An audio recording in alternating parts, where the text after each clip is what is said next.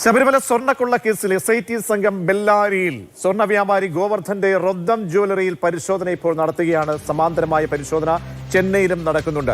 KB ശ്രീധരനുണ്ട്. Sreedharan, ഇപ്പോൾ jewellery ഉടമ judicial കസ്റ്റഡിയിലാണുള്ളത്.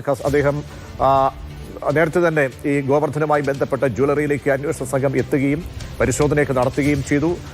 ഇപ്പോൾ പിടിയിലായ ശേഷമുള്ള പരിശോധന എന്തൊക്കെ ഡീറ്റെയിൽസ് കുറച്ചുകൂടി ലഭ്യമാക്കാൻ വേണ്ടിയാണ്?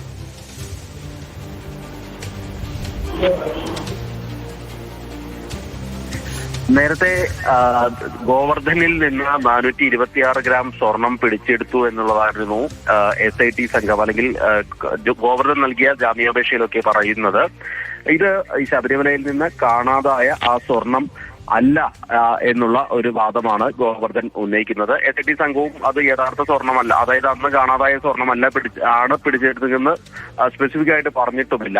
ഏതായാലും ഇതുമായി ബന്ധപ്പെട്ട് കൂടുതൽ പരിശോധന ആവശ്യമാണ് എന്നുള്ള ഒരു ഘട്ടത്തിലാണ് അവിടെ വീണ്ടും ഒരു സംഘം എത്തിയിരിക്കുന്നത്. അതുപോലെ തന്നെ പങ്കജ് ഭണ്ഡാരിയുമായി ബന്ധപ്പെട്ട സ്മാർട്ട് ക്രിയേഷൻസിനും അതിന്റെ ഭാഗമായിട്ടും പരിശോധനകൾ നടക്കുന്നു എന്നാണ് ഇപ്പോൾ ലഭിക്കുന്ന വിവരം. അതായത് കേരളത്തിന് പുറത്ത് വീണ്ടും SIT സംഘം പരിശോധനകൾ നടത്തുന്നു.